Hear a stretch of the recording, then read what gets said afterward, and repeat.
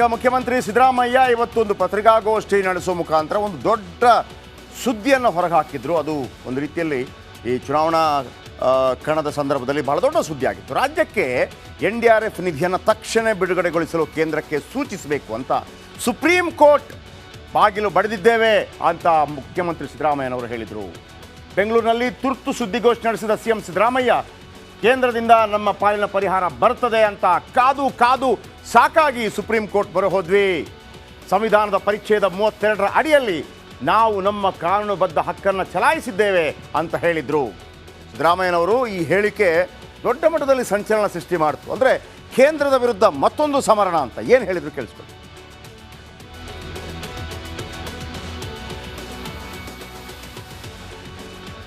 ಕಾಲ ಕಾದು ಸುಮಾರು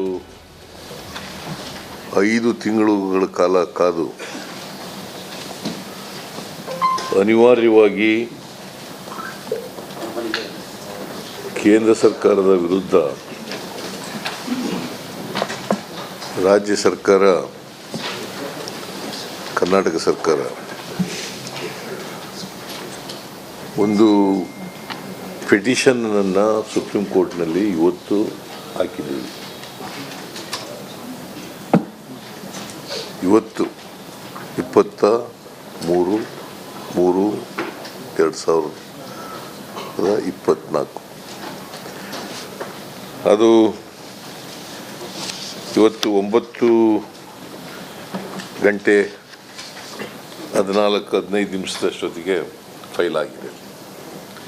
ಅದಕ್ಕೆ ಒಂದು ಎಂಡಾರ್ಸ್ಮೆಂಟ್ ಕೂಡ ಕೊಟ್ಟಿದ್ದಾರೆ. ಫೈಲ್ ಆಗಿರೋದಕ್ಕೆ ಎಂಡಾರ್ಸ್ಮೆಂಟ್ ಕೊಟ್ಟಿದೆ. ಯಾಕಂತಂದರೆ ಅದು ಇಮಿಡಿಯೇಟಾಗಿ ತಗೊಳಕ್ಕಾಗಲ್ಲ. ಈಗ ವೆಕೇಷನ್ ಇದೆ ಸುಪ್ರೀಂ ಕೋರ್ಟಿಗೆ, ಮುಂದಿನ ಒಂದು ವಾರ ವೆಕೇಷನ್ ಇರೋದರಿಂದ ಅದ ನಂತರ ತಗೊಳ್ತಾರೆ case. Writ petition under article 30.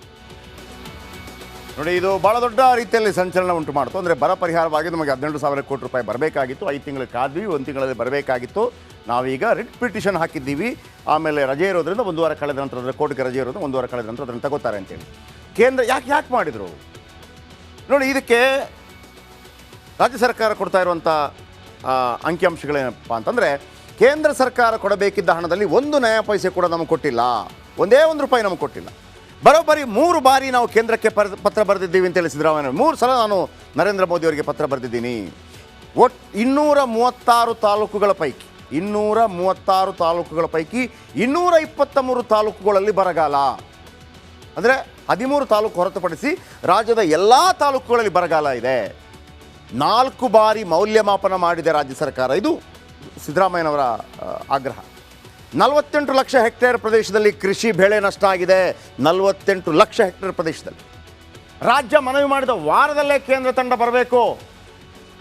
ಅಕ್ಟೋಬರ್ನಲ್ಲೇ ಕೇಂದ್ರ ತಂಡ ಪರಿಶೀಲನೆ ಮಾಡಿ ವರದಿಯನ್ನು ಕೂಡ ನೀಡಿದೆ. ಅಕ್ಟೋಬರ್ನಲ್ಲಿ, ಈಗ ಫೆಬ್ರವರಿ. ವರದಿ ಕೊಟ್ಟ ತಿಂಗಳಲ್ಲೇ ಪರಿಹಾರದ ಬಗ್ಗೆ ತೀರ್ಮಾನ ಆಗತ್ತೆ. ತೀರ್ಮಾನ ತೆಗೆದುಕೊಳ್ಬೇಕು, ಇದು ರೂಲ್ಸ್ ಅಂತ ಹೇಳ್ತಾ ಇದ್ದಾರೆ. ಆದರೆ ಇದುವರೆಗೂ ಕೇಂದ್ರ ರಾಜ್ಯದ ಜನರಿಗೆ ಸ್ಪಂದನೆ ಮಾಡಿಲ್ಲ. ಕೃಷ್ಣ ಬೈರೇಗೌಡರು ದೆಹಲಿಗೆ ಹೋಗಿ ಸಚಿವರನ್ನ ಭೇಟಿ ಆಗೋದಕ್ಕೆ ಹೋದರು. ಆದರೆ ಸಚಿವರು ಭೇಟಿ ಆಗಲಿಲ್ಲ. ಡಿಸೆಂಬರ್ 20 ಅಮಿತ್ ಶಾ ಅವರನ್ನು ಭೇಟಿ ಆಗ್ತಾರೆ ಸಿದ್ದರಾಮಯ್ಯ ಮತ್ತು ಕೃಷ್ಣ ಬೈರೇಗೌಡರು. ಈ ವಿಚಾರವನ್ನು ಅವರಿಗೆ ತಿಳಿಸ್ತಾರೆ. ಆದರೂ ಕೂಡ ಹಣ ಬಿಡುಗಡೆ ಮಾಡಿಲ್ಲ ಕೇಂದ್ರ ಸರ್ಕಾರ. ಹಾಗಾಗಿ ರಿಟ್ ಪಿಟಿಷನ್ ಸಲ್ಲಿಸಿದ್ದೇವೆ ಅಂತೇಳಿ ದೊಡ್ಡ ಮಟ್ಟದಲ್ಲಿ ಇವತ್ತು ಪತ್ರಿಕಾಗೋಷ್ಠಿ ನಡೆಸಿದೆ.